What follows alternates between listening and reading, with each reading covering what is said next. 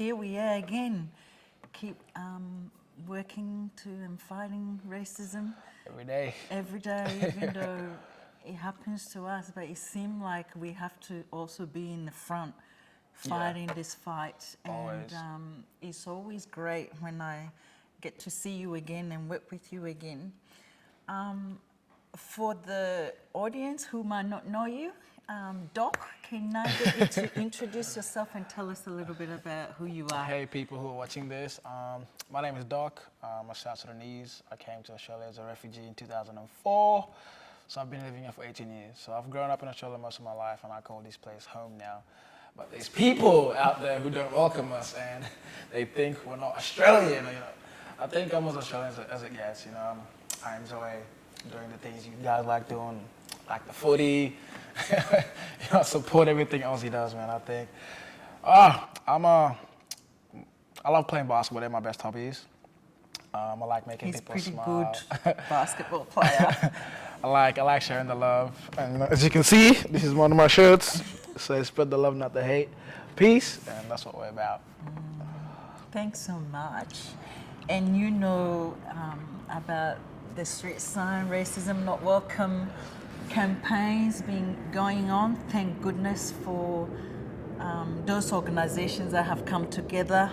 Addison Road, Inner West Council, and Inner West Multicultural Network. They've all come together to support this campaign, and we thank them, and it is really cool. So I know that there's a lot of pushback. People talk about the signs, not wanting the signs on your streets. Yep. So when we talk about racism, and you said, you're South Sudanese, you've lived here pretty much most my whole of your life. You're in your 20s, so you've lived here for over 18 years. So that's most of your life. Yeah, pretty much. So do you think there's racism in Australia? Oh, hell yes. I think it's a lot of hidden racism, and I think it's something we need to talk about. Like, for one, I've never seen a sign like this before, and I think we need to put it out in the streets. I think if people see these things and we talk about more of this stuff, it could get a conversation going with everybody, not just a group of people. I think that's what we need. But yeah, there's definitely racism in Australia. It's underlying and it's hidden. There's a lot of it, though. Wow. So when you say there's a lot of them, and it's hidden, do you want to elaborate on that a little bit? The system is very corrupt, guys. Let's talk about media in Australia, for instance. I think I like to watch a lot of things and how media treats the POC differently to white Australians. What's a POC? Not many people. People of color, black people. Yeah, you can see it, and I think if you don't want to see it, you're just ignorant. And I think there's one of them where the two South Sudanese girls who traveled from, I think it was Melbourne to Brisbane. They had COVID, but the way they were treated, as opposed to people who were white Australians who did the same thing, it wasn't outblown. I think if you don't see those kind of things, you're just ignorant. How were they treated differently? They were called enemies of the states. People were saying they should be in jail. They were called animals. Addresses were given out. Photo stamps everywhere.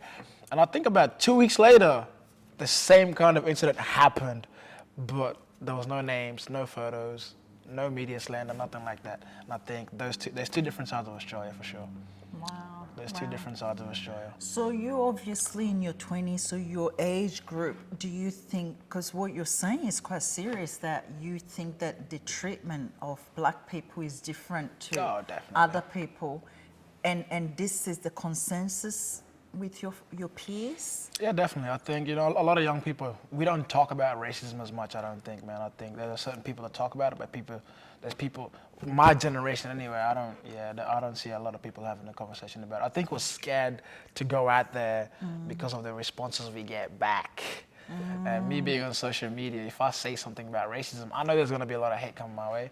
For instance, let's talk about even me, and the Indigenous Australians, when we put out content out there for people to see, and you read the comment section, it's disgusting.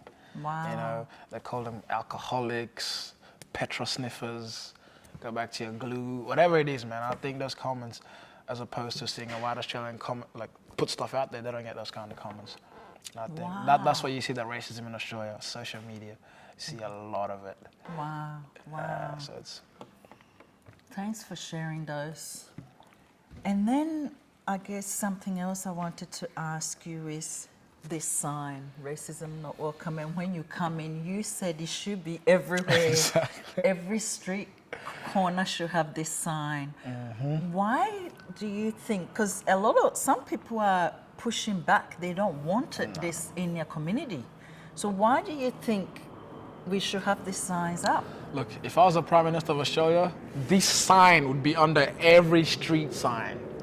And I think if you drive around and you see this everywhere, it will make you think twice. And I think it's a conversation that we don't have enough. And I think this sign is great. And not everybody's gonna like it, but at least we can make the people who don't like it feel uncomfortable, because this is a great sign.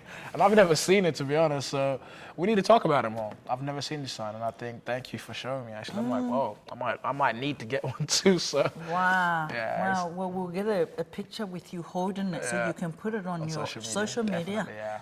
So you were saying that we should have it because it will make and force us to have conversation about racism. Yeah. And having conversation about racism is a good thing? It is, for sure. And I think, like I always tell people this, racism is not a destination. It's a journey. We have to keep going on and on and on and on again. And I think the moment we stop talking about it, it just comes back into our lives. And I think people are scared to have these conversations because of, like I said, what kind of comments they get back, black or white, that is, you know. You know, there's white Australians who go out there and stick up for us, but they get a lot of hate. You know, there's black people who stick up for ourselves, we get a lot of hate. So it's look, it's worth it. It's worth it, but we got to start talking about it. In Australia, 21st of March, we celebrate Harmony Day. If we look in history how 21st of March came about, it happened in Shapeville, Oh yeah. South Africa, and a group went out to protest for freedom and protest against apartheid. Yeah. So it's serious stuff. Very serious. And as they were out protesting, police shoot Oh wow. through the crowd, and That's about crazy. 69 people just died, dropped dead, killed. Yeah, that's crazy. The international community saw this as appalling behavior and commemorated that day, 21st of March, as International Day of Elimination of Racial Discrimination, because racism is what killed those men, those people. And so the whole world celebrate that day as elimination of racism.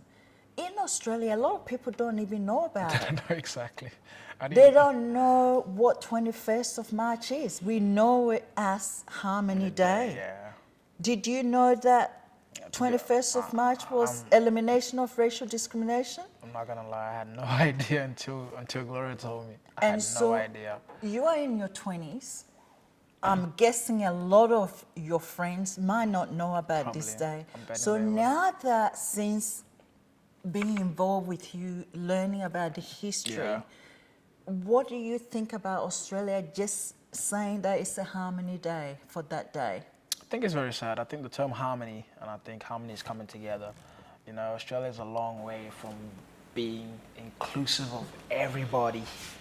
And I think until we do that, there's no Harmony Day, guys. You know, I think as a child, I did celebrate Harmony Day because it's something that I just saw as fun and let's go hang out, everything kind of thing. But look, to be serious, not everybody's included. And I think until we get that going, Harmony Day doesn't mean jack to me, to be honest. And I think I didn't even know International Racism Day existed. I had no idea. And I was thinking about it the other day, I'm like, oh wow, so I think this is just a way to hide the underlying things. Look, it's good to be together, guys, but until we solve everything and include everybody, then it doesn't mean anything, to be honest. Because not actually dealing with racism causes disharmony. Exactly. So if harmony is what we want, we really need to deal with racism, Exactly. which excludes so many of us. Definitely. So we are not against Harmony Day. We are just saying that deal with racism so that it can include all of Everybody, yeah. us to enjoy Definitely. that day. That's awesome. That's actually the end of the questions. So what I'm gonna ask, good. yeah, I told you he's good. He just talks great. So now this is your moment. Have a little think about it. What do you want to tell Australia about racism, and what do you want them to do to eliminate and stop racism so that you guys, your friends, people like you can live in this country and not have to worry about constantly being watched? We've had the Melbourne game about South Oh, yeah. Sudanese. What do you want to tell people watching this documentary? And I think for people who are not black anyway, the white Australia, I think a lot of us want to, a lot of you guys want to be allies, quote, you know, I quote allies, and I think first thing everybody has to do, man, is you have to realize your own prejudices and racism in yourself first before you go out there and talk about these things, you know, and educate yourself, because at the end of the day, the things we go through, you don't go through. And I think until you understand that in your mind, if I tell you I'm going through something, the first reaction that I get from a lot is, oh, but it's a, no, you have no idea. And I think unless you've lived in my shoes, it's very different. You know, I think, share this stuff. Share this stuff on social media. Share education about racism. And I think stuff like that will help, man. We have to talk about it over and over again. But until we all start doing that as a group of people, because look, I'm happy. I'm open to a lot of things, and I don't really hate anybody, to be honest. I just hate the idea of people thinking they want to help us, but then as soon as they get told that there's something wrong with them, they want to come out and be like, oh, but, and then they have all these different excuses to why they did that or whatnot. And I think, look, I think, realize your own racism, educate yourself on things that we go through. Understand that we don't go through the same things, we experience things very differently, and share this stuff on social media, your friends, family, and parents. Parents need to raise their kids in a way where, hey, it's okay to be included in this and that. And there's a lot of things that can come out of that, man. But at the end of the day, spread the love, not the hate. Peace. Peace. I love it.